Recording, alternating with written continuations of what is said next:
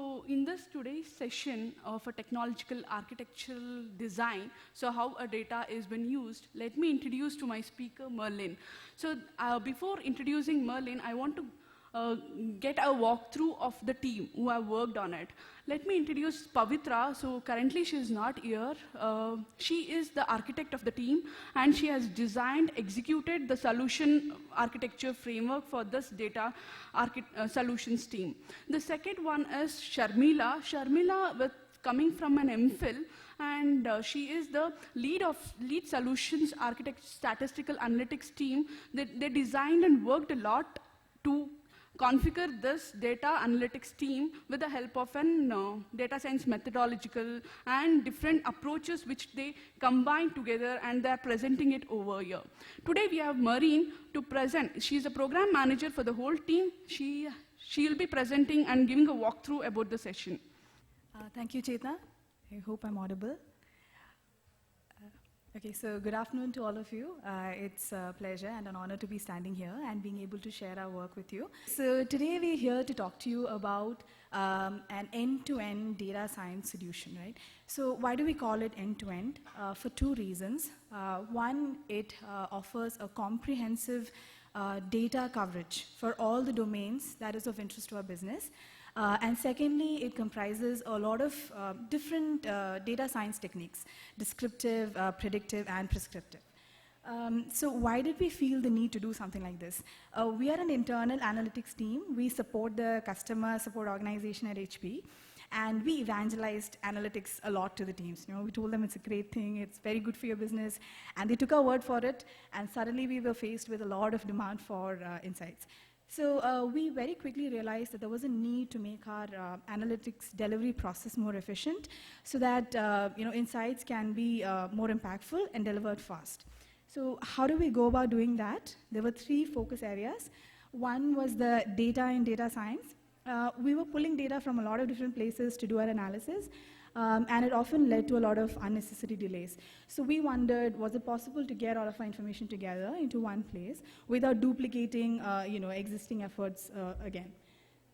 Secondly, there were a lot of different types of analytical techniques that we were doing, and some were more standard, had been in existence for longer than others.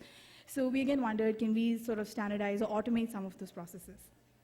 And lastly, we also believed it was very important to take the insights to the end user without much delay from the time data becomes first available, right? So as soon as the data is refreshed, we should be able to sort of build that insight and project it in a very visually impactful manner so that the end users are also floored and they use the insights. So let me quickly move to the solution. So there are three elements to the solution itself.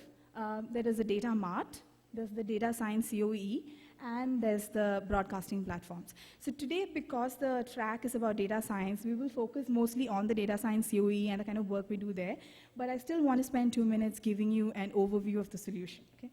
So the data mart is nothing but a repository of all the variables that is of interest to the business domains that we work with. Now, some of these variables have multiple data sources. Sometimes, the same data, the variable is present in different places, and we have to sort of negotiate with different teams as to what we should use, when we should use it, etc. They also sit in different complex platforms. So we realized what we did is we identified the best source for each given variable and pulled it into our big data platform, Vertica, clean it, consolidate it there, and host the data ready for consumption, okay? Then comes the data science COE. So this is really a framework which says that whenever a business problem comes in, we assess it, then pull the data, which is already there in your data mart because it's comprehensive, use that, assess the different techniques that you can employ, and once you've sort of figured out that this is the technique I want to go with, write your algorithms, define it, and run those models in your data science engine. And time and again, look at how you can improve those existing techniques, right?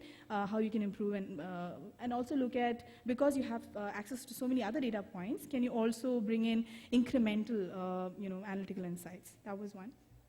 And lastly, we also, identified a few broadcasting platforms. One was the command center, which is for the specific use of a quality team, whereby we flash those metrics and the trends and the key insights in sort of a real-time manner. So as and when the data is available, the data science engine will do its job and then push it out there, and the team sees it and either gets scared or happy. So if eventually that was the goal, and it's happening now. On the other hand, we can also put it into interactive platforms like your Power BI or ClickView, where the end user can sort of extract or go through the information, look at the different cuts, and use it as and when they need it. Okay. So the end-to-end component becomes real when there is a seamless flow of data across all three components. So the data mart should work very well with the data science elements that we have, and then the results should get projected onto broadcasting platforms. Okay, very quickly on the architecture itself. Like I mentioned, we have many sources, multiple sources to work with. We've just highlighted a few. So these databases are different in nature. Some are Oracle-based, some are SQL-based. So we faced a lot of challenge in terms of, anytime a project came in, we have to pull from these multiple places. So we did a one-time activity, and we said we're going to go after every variable that we know is important to our business, identify all the sources, negotiate with the businesses, and identify the sources that need to be linked to our Vertica database. So all the structured data flows into Vertica, gets cleaned up and consolidated there. And then, of course, we also have some unstructured elements like your case notes, agent case notes, which are also tremendous in terms of value, the kind of inputs they record, etc., while they're on a call with the customer. So that goes into Hadoop, it's processed there, and then pushed into Vertica. Okay, so that's the data platform. And of course, Vertica is also able to do some calculations on top of the data. So we have a metric called AIR, the annualized intervention rate, which is a metric that signifies how many repair events we've undertaken in a year.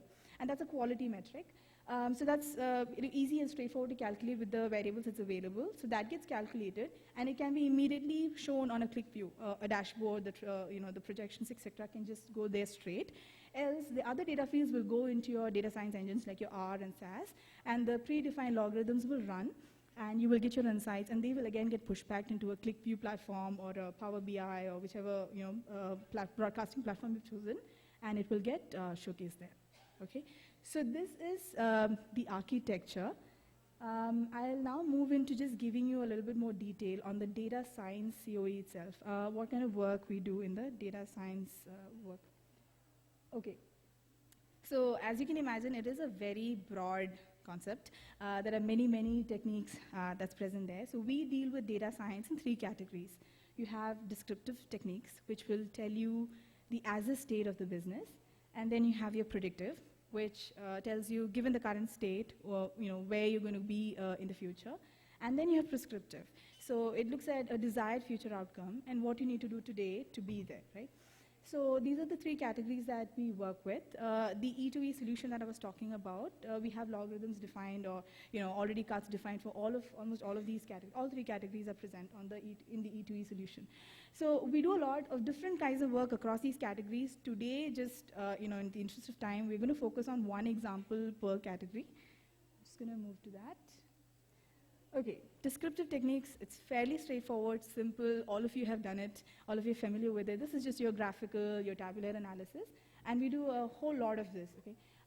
So we've just given a few examples. The AIR metric that I was talking to you about, we are interested in understanding how it's related or how it's moving with the install base, which is the number of units that is sitting with the customer. If the install base is increasing and the AIR metric is decreasing, that's good for us. So that's something that we track regularly. And then you have comparisons with your goals. Are you meeting your goals, etc., or not? And in problematic areas, you will pick those, you can pick those countries and do a deep dive. Like you can do a platform or a product platform level analysis, understand which platform is giving you more trouble than the others, right? So this is very simple, straightforward, but very powerful. It's a very important first step before you go into anything advanced, because it gives you an understanding of what your data can tell you very easily, what already exists, etc. So we do this, and this is something that is high demand by business. They always need to know this. They need to be on top of their business. So this is all, again, predefined in ClickView. The data just flows in from the data mart, gets refreshed here, and these cuts are visible up to date as they can be. Okay. There are many more. We've just shown a few. Next. we'll move to the predictive techniques. Okay, so here we've taken the example of spares demand forecasting. So often when a product comes in for repair, there is a demand for a spare part. It's very important for us to know how many such spare parts we need to be prepared for so that we can manage our inventory and our costs. Okay? Now, we did two things. I'm going to take you through the first method. Let me just... Okay, all right. So the first method is a univariate technique. I'm not sure how familiar all of you are with, but I'm just going to go with, assuming that you know some. So a univariate technique is, basically saying that I'll take the demand for spares, my past demands, and use that to project my future demands. Okay, so that's the only variable that's involved.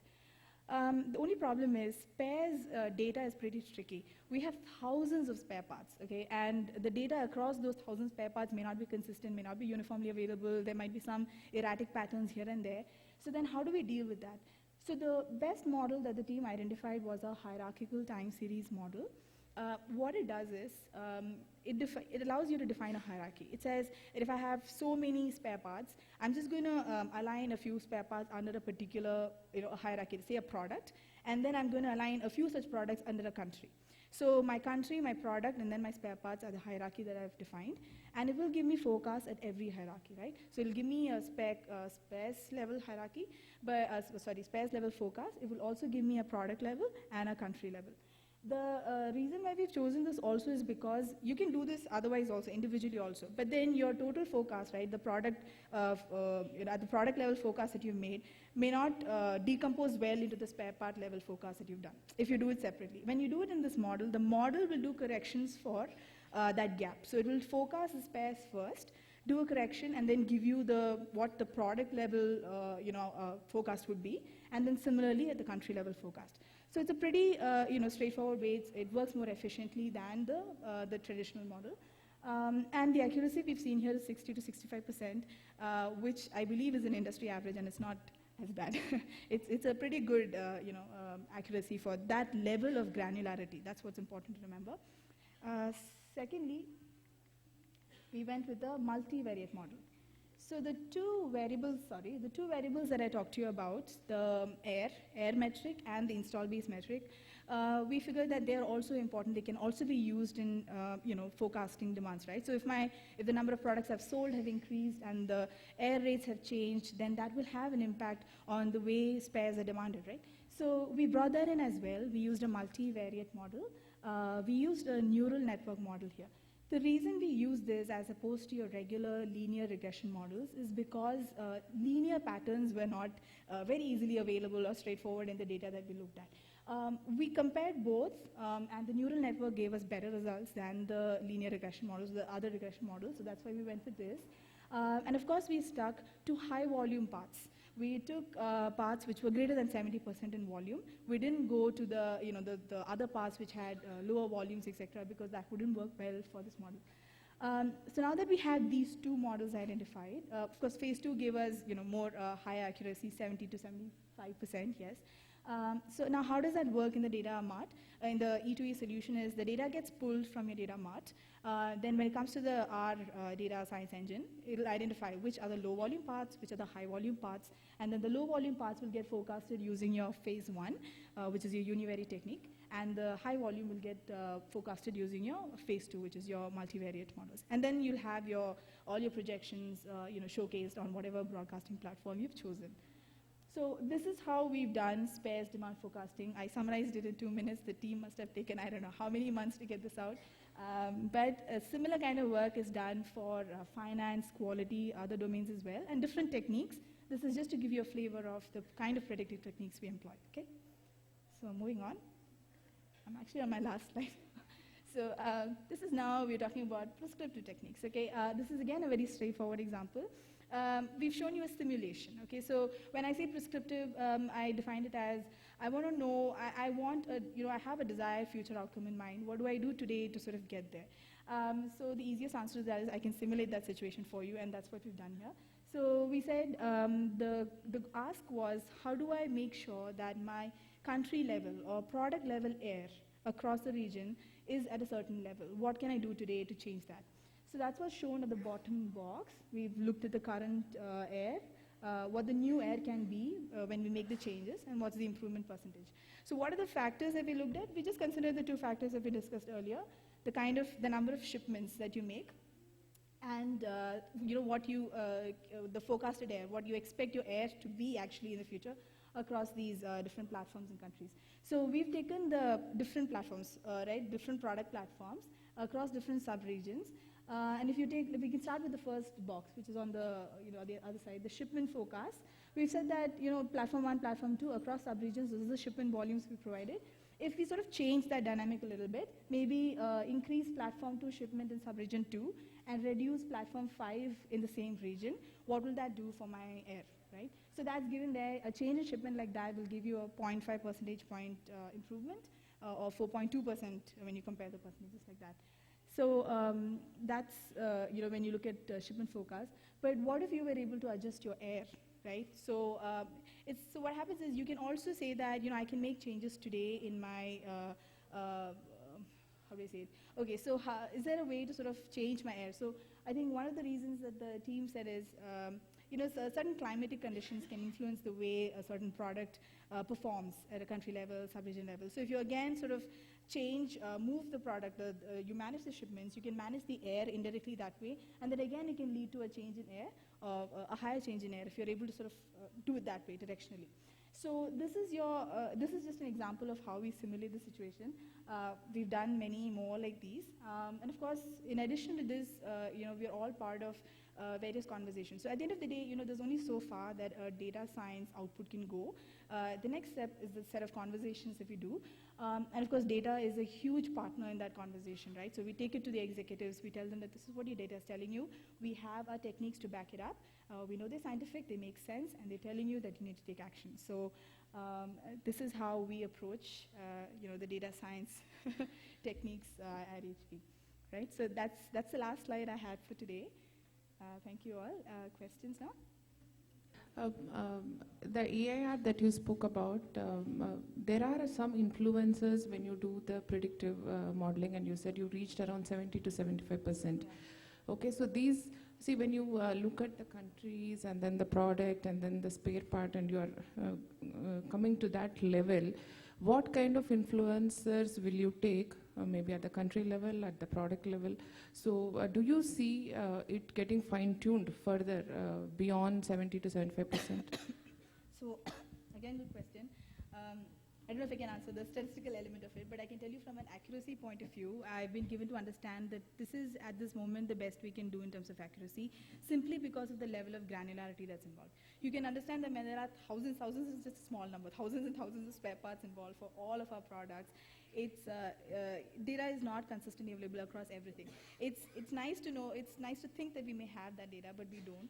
So given that situation, 70 to 75% I believe is the best we can do right now. Maybe in the future, if we are able to sort of collect data better or have some improvements there, then maybe. But right now, I think I can answer on behalf of the data scientists that this is the best we can do. Yes. You were talking about getting the data and then flashing to the customer in a very shorter time period, right? So there is a good amount of data cleansing that is happening. Yeah. So I would like to understand what is the time frame from the time you get the data and you flash to the customer, and what is the time that it takes for the cleansing part? Okay. Again, I don't know if I can give you numbers, but I can give you a sense, right? So what we are going for is real time, which means as soon as it's published, it should flash. But what we come close to achieving is near real time. So maybe a day or 2 days gap, we can get some of the key metrics out, right? But most of the output will get refreshed only at the best on a weekly basis, simply because many variables are involved. They all need to come in, and then it's the data coming in that's the delay. It's not, once the data is there, the engines will do their bit and they will publish it. But for us to wait for the data to come, become final, etc., I think the best we're doing now is weekly turnarounds or weekly tags. But near real time, I think a day or two for easy metrics, for straightforward metrics, that also happens. Thank you. Thank you, Merlin. Thank you. The next speaker for the session is Divya. She is an assistant manager who works at Mphasis Next Labs. She is a master's graduate who is currently working on business analytics solution. So she'll be presenting a talk on how to measure corporate reputation. So over to Divya. Hello, everyone. Thank you, Abhinaya, for that introduction. So I'm here to cover in detail how I have used the concept of clustering and classification to measure reputation of an organization, especially using social media data. So I'll take you through what is organization reputation, what are the problems that are there in the current methods of measuring it, and how I have attempted to solve it. So we all know that reputation is the public's perception of what people think about that company. But that is the problem with reputation. Since it is a public's perception, you and I will have different idea about the organization. That makes it a very soft concept, a very nebulous concept. And there's no one way to put a finger on it and say that this organization's reputation is 80% or 90%, and then track it and take actions accordingly. Also, there are many benefits to measuring reputation, such as having a good reputation will help an organization attract investments, attract good talent, and maintain their consumer relationships. So there are a lot of merits in measuring reputation, and there are some problems in the existing techniques, which is what we attempt to solve here. So over here, we'll see some examples of how people tweet about organizations. The first example is talking about a customer who says, your fraud line is a joke. I have been on hold for 10 minutes today. I'm very disappointed. This is an example of a customer facing bad service from the company. The next example is, what is wrong with your website? It crashed on a Sunday morning. This is an example of a bad technical efficiency of the company. The next example talks about a company that has been fined millions of dollars for using deceptive marketing practices. And I also like to follow it up with an example that we're all very well aware of, a cab company offering boat services during the Chennai floods. This is an example of how companies take care of people around them, even without having any business motive behind it. So this comes under the ethical and social responsibility of a company. That is followed by an example about an employee tweeting about his first day at job. He really liked his job. So apparently his company is employee friendly. And then we have an example about a company which had poor financial results.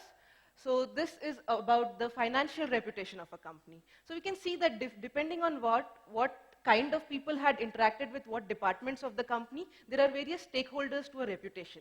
And therefore, these examples will lead us to the 5 dimensions of reputation. First one is the service efficiency, second is the technological efficiency, third is the social and ethical responsibility, fourth, the employee relationships, and finally, the financial responsibility of the company. I'll now move on to what are the current methods in place to measure reputation. The most common method in measuring reputation is a survey or a focus group method. What one does is you design a survey respective to that industry or that company. Then you find people who are aware of that company, you give them the survey. If you want to move to another company, which probably is in the same industry. For example, if I want to measure reputation of the banking industry, I'll take the survey to people who are aware about SBI, I'll take the survey to people who are aware about Axis Bank, I'll take the survey to people who are aware about ICICI.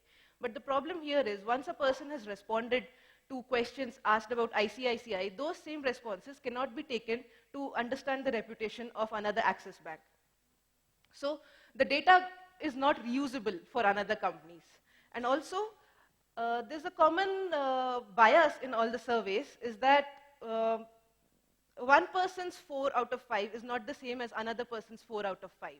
There's some amount of subjectivity which the Likert scale tries to solve, but it is not a fully solved method. And in another example, in the focus group method, many times the views of the people participating in that focus group are affected by the moderator's views. This tends to bias the results. This is a common phenomenon known as moderator bias. So we can see that although a survey and focus group methods are very effective, they do have some limitations. And that points us towards the next method, that is the machine learning based methods. Within the machine learning based methods, if we are handling data from Twitter, which is a text-based source, there comes the simple method of using classification. But in classification, as we saw in our performances, that we saw that the performance metrics were very low for using simply classification. Therefore, we went about thinking what is the way to improve the accuracy of the classifier. And then we saw that one move is to move from just using simple words to using bigrams and trigrams. But then we thought, let us move ahead. Why just restrict it at 2 or 3 word combinations? Why not let the machine decide how many words I want and in what order they exist? So we used clustering in place of normal bigram or trigram techniques. There are two advantages to this method. Firstly, it gives a good accuracy. And secondly, if you just stop the process at clustering itself, you get an output which can be used for many other industries. That is, you get an industry generalized taxonomy that can be reused for any other company in the same industry. So this brings us back to the thing that if I generate a taxonomy for the banking industry, I can then move on to any other company in the banking industry. I just generate the taxonomy once and then apply it to Axis Bank or SBI or ICICI. So I'll now take you through the process and the methodology. And to start with, this is the kind of data we handled. We downloaded 3,000 tweets for the banking industry. We downloaded tweets for Bank of America, Wells Fargo, Western Union, all these banks. And these tweets, since they came from Twitter, they were having some grammatical errors and symbols and smileys. Therefore, they needed to go through a round of text pre-processing. All these tweets were then labeled as relating to service or not service. So in this example that I demonstrate, I will be handling only one dimension out of those 5 dimensions, that is the service reputation dimension. So over here we can see that there are the first 3 tweets, they talk about the service. Thanks for taking care of my simple request, it was much appreciated. The second one says, I have experienced the worst customer service, can't believe how long I have been on hold, 1 hour and counting. And the third example is about a disappointed customer who had an issue but was turned down.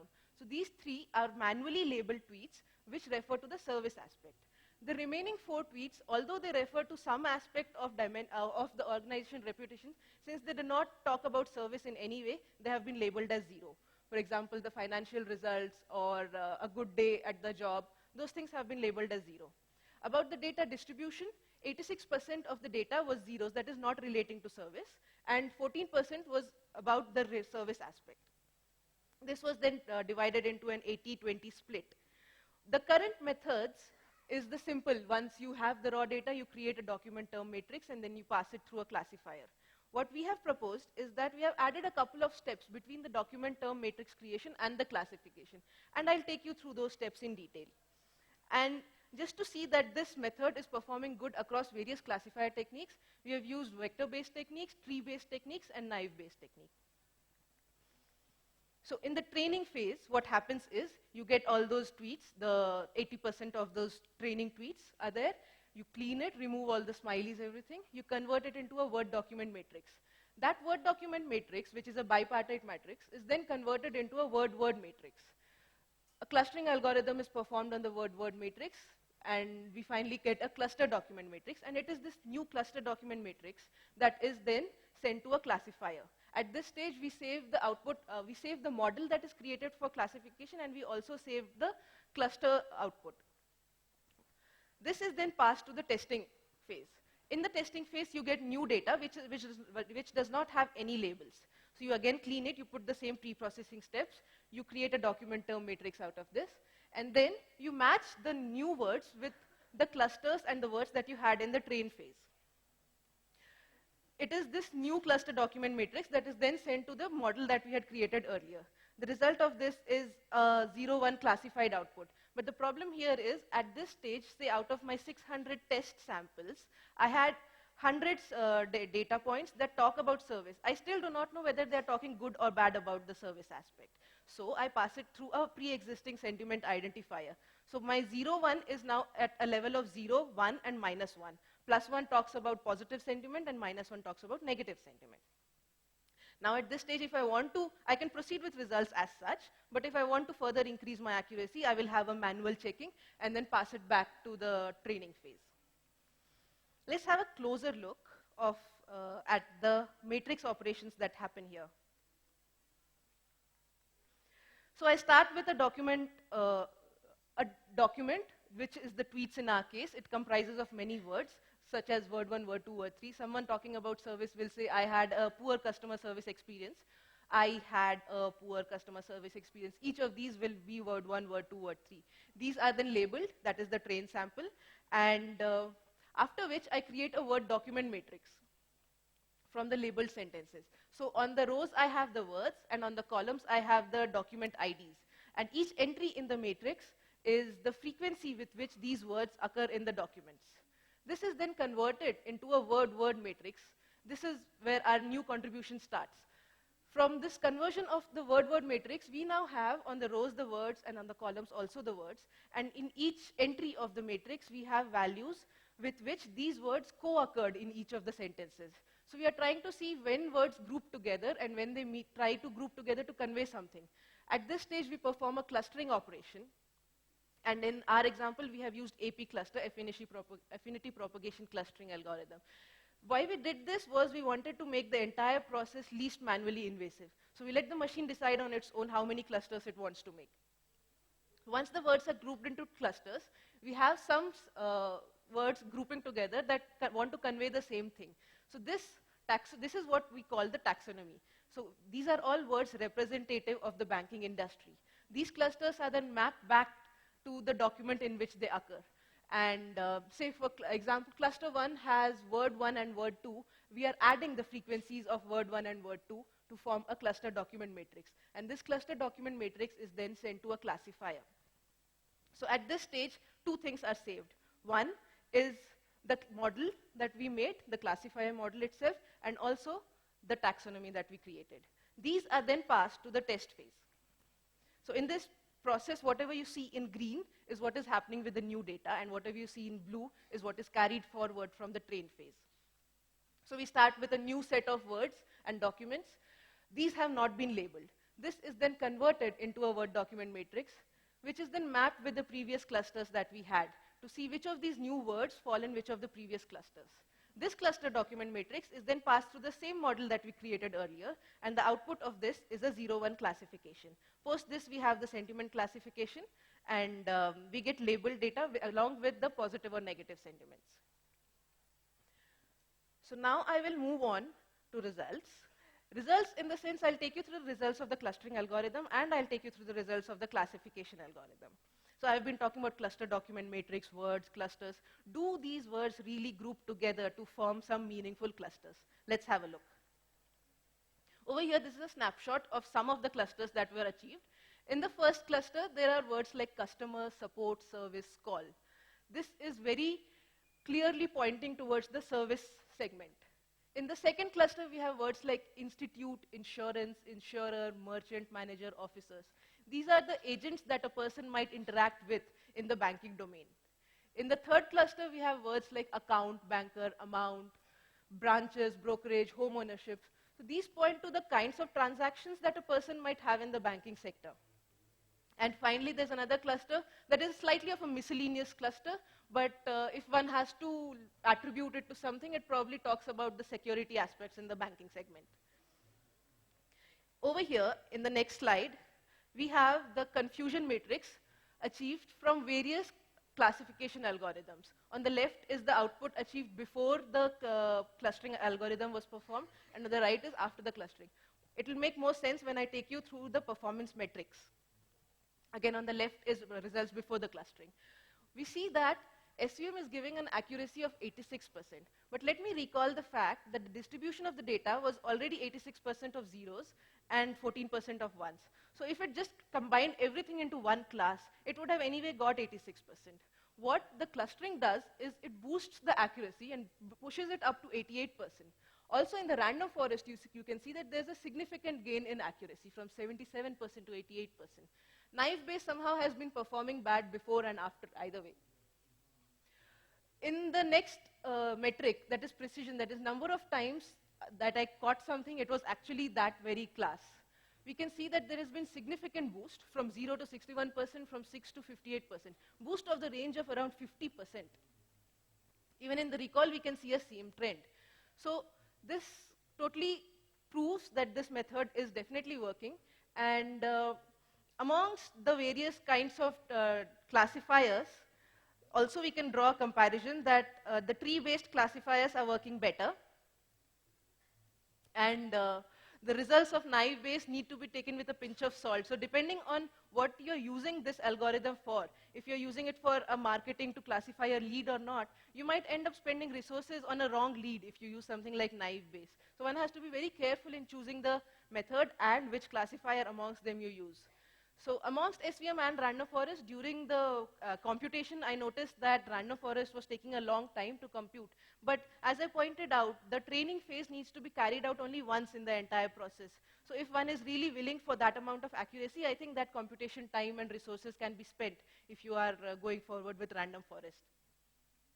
So that is about the method and approach everything. So I'll now move on to where this method can be used. It definitely gives a strategic importance to organizations who want to monitor their reputation on a long-term basis. So they can set up a system that will look something like this. You'll have all the dimensions of reputation, and amongst them, what is the leading dimension and where are you performing good, where do you need to take some corrective actions. All that can be seen over here. You can also have the results of the clustering visualized to see which are the things that are popping up.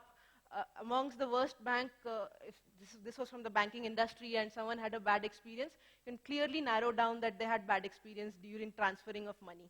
Over here we have a trend graph that shows the yellow one is the corporate social responsibility. So this one bank, whose name I shall not refer, is having a good response to their CSR activities apparently, but their service aspect, they really need to take some corrective actions here. So these are things that on a one-on-one basis, I have a bad interaction with my bank teller. That bank teller will probably know that I am able to give good service or not. But on an aggregate level, the organization can see this kind of a trend line and figure out how they are performing.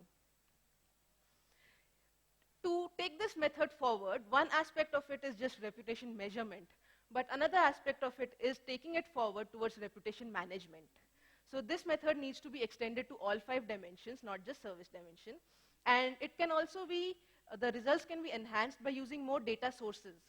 Right now we have shown the efficacy of this method using Twitter, but more data sources such as Facebook or any complaints databases, or even one-on-one interactions such as the emails and call center data can be used to enhance the accuracy and give more relevant input for that one organization.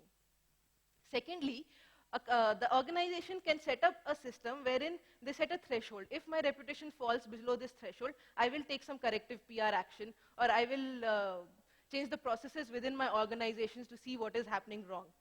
And most importantly, since this is using public sources, there is no one stopping you from monitoring your own reputation versus the industry. So this method can be used to set an industry benchmark, measuring your reputation among the entire banking sector or compare it with your competitors. Contributions of the research are twofold. One is in the reputation segment itself, and second is in the machine learning domain. Amongst the reputation segment itself, we have defined, in fact, we have reused one of the very famous 5-dimensional approach, and we have explored applying that approach on a public database. In the machine learning domain, like I said, there are 2 outputs. One is the clustering output and one is the classification output. So if you just stop the process at the clustering and you get this industry taxonomy, this whole method can be used to generate industry taxonomies, and there are many more uses where such methods are required, wherein you need to create an industry taxonomy. And since I have demonstrated this method using on text classifier, but it can be extended to any other place where you need to generate a classification output. For example, you are a bank and you want to know how many of my customers will default on their loan. Or if you're an insurer, you want to know if there is a probability of someone raising an insurance claim. So it can move beyond text and go into any other dimension. So to end my presentation, I would like to repeat this phrase by Benjamin Franklin, that it takes many good deeds to build a good reputation, but only bad one to lose it. And this applies to industries, individuals alike. Thank you. Thank you, Divya. We are open to questions.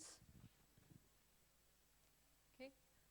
There was a slide where it showed that it was an example, I think, where the banks were ranked on, say, social responsibility versus customer service. So each of those would be a model itself, right? Like you have to identify those verticals. How did that happen? Was it supervised? Is that done, or is that still? Yeah. So like I showed you the example of tweets being labeled for service, the same example was carried out for each of those 5 dimensions, and 5 classifiers were built for each dimension. Okay. And again, that was supervised, so you had to manually label all of the training data depending upon what. Manual labeling at present, but we are exploring using Amazon Mechanical Turks. Okay. And going back, I think you also compared pre-clustering and post-clustering, right? What were the techniques that were used for pre-clustering? So when I say pre-clustering, I mean classification without clustering. Yeah, so is that like TF-IDF, like what was the technique used there? It was term document matrix only. Okay. And so those features were retained in the second model, or you completely scrapped those and it was just clustering-based features only? They were retained. The only difference between the two methods is that there's a clustering step in between. Okay. But in the pre-clustering, there was no clustering, right? So you only have like words and their counts, essentially. Exactly. Okay. So along with those features, now you also added the info of whether that word belongs to a certain cluster or not. Yes. So like I showed in that slide, it's just a cluster document matrix that is passed on in the Okay. post-clustering thing. A word document matrix is not passed on. Okay. But that looks like it really helped increase the precision from 0 to 50. So it's just trying to understand. The metric in the clusters is the sum of the frequency of the words. If cluster 1 has word I and have, the frequency with which I occurred and the frequency with which have occurred are added to say this is the frequency of cluster 1. Okay, thank you. Hi, the only question I had was the baseline of data. So you just used 3,000 tweets to understand the reputation of the company. Isn't that too small a data set? I also did the whole exercise on 8,000 tweets, but I did not have the pre-clustering figures for it. That's why I didn't show it up here. Yeah, but what is a good data size to start with? Because again, in my view, 8,000 would be less as well. But we're able to capture the entire industry in that thing. Wouldn't it be skewed if the data set is small?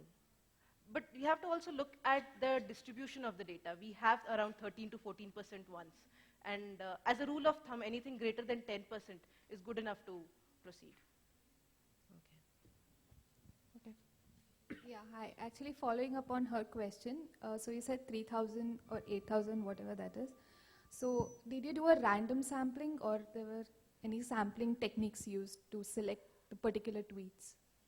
Are you talking about how I extracted those tweets? How I narrowed Because down there to may be only- millions of tweets, right? So how did you like narrow down on the sample? Was it a random Okay. sample? So the keywords that I used to download the tweets were all banking related. It had the names of those banks, in fact. Wells Fargo, Bank of America. I downloaded all the tweets relating to that bank. Like, did you have like particular banks in mind? So I want details about Wells Fargo, so I'll download tweets related only to that. So here I want to get the feel of the entire banking industry. So I use multiple banks, not just Wells Fargo, but Bank of America or any other. I used SocGen, Bank of America, Amex, Citibank. So so if it's a Citibank, what I'm saying is there'll be millions of tweets. It's not like there'll be only 10,000 or limited number of tweets. But you selected 8,000 or 3,000 of them. How did you select that? Okay, so in our organization we have access to Twitter real-time data, and we downloaded the tweets over 1 month, and this is the number of tweets we got for that. Okay, fine. Thank you. Okay. So thank you. Thank you, Divya. Thank you, Abhinaya. Thank you so much.